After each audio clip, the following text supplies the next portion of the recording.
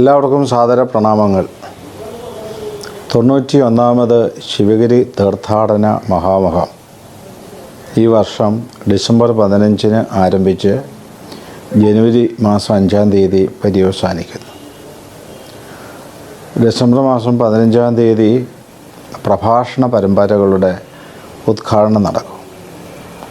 തുടർന്ന് എല്ലാ ദിവസവും രാവിലെ 10 മണിക്ക് പ്രഭാഷണങ്ങൾ, ഗുരുധർമ്മ പ്രബോധനം, ഗുരുദേവ കൃതികളെ ആസ്പദമാക്കി നടക്കും.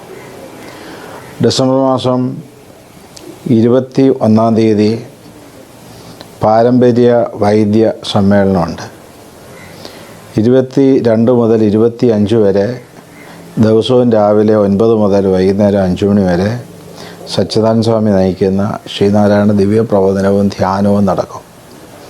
ഡിസംബർ മാസം 26 തീയതി ആലുവയിൽ നടന്ന സർവ്വമത സമ്മേളനത്തിൻ്റെ ശതാബ്ദി പ്രമാണിച്ച് മുൻ രാഷ്ട്രപതി രാംനാഥ് കോവിന്ദ് പങ്കെടുക്കുന്ന സർവ്വമത സമ്മേളന ശതാബ്ദി ആഘോഷ പരിപാടികളാണ്.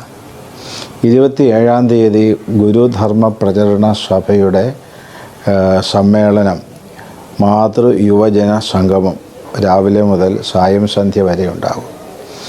28 തീയതി ശിവഗിരി സ്കൂൾ സ്ഥാപിച്ചതിൻ്റെ ശതാബ്ദി, കുറിച്ചി സ്കൂൾ സ്ഥാപിച്ചതിൻ്റെ നവതി ആഘോഷ പരിപാടികളാണ്.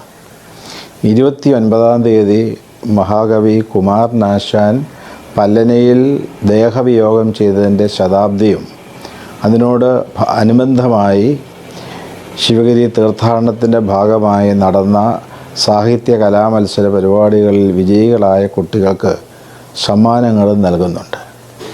30 മുതൽ 1 വരെ സാധാരണ വർഷങ്ങൾ എന്നതുപോലെയുള്ള തീർത്ഥാടന സമ്മേളനങ്ങൾ, 8 വിഷയങ്ങളെ ആസ്പദമാക്കിയുള്ള സമ്മേളനങ്ങളും വിശേഷ സമ്മേളനങ്ങളും നടക്കും.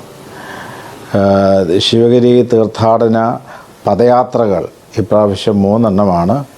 ഒന്ന് സർവ്വമത സമ്മേളന ശതാബ്ദി പ്രമാണിച്ച് ആലുവയിൽ നിന്നും, വൈക്കം സത്യാഗ്രഹത്തിൻ്റെ ശതാബ്ദി പ്രമാണിച്ച് വൈക്കത്ത് നിന്നും, കുമാരനാശാൻ്റെ ദേഹവിയോഗത്തിൻ്റെ ശതാബ്ദി പ്രമാണിച്ച് പത്തനംതിട്ടയിൽ നിന്നും, ഇങ്ങനെ 3 പദയാത്രകളുണ്ട്.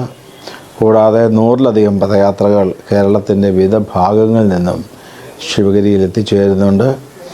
ശിവഗിരിയിൽ വിഭവ സമാഹരണം നടക്കുന്നുണ്ട്. ഗുരുപൂജയ്ക്ക് ആവശ്യമായിരിക്കുന്ന അരിയും പച്ചക്കറിയും സാധനങ്ങളും ഇവിടെ കൊണ്ടുവന്ന് സമർപ്പിക്കുന്നുണ്ട്.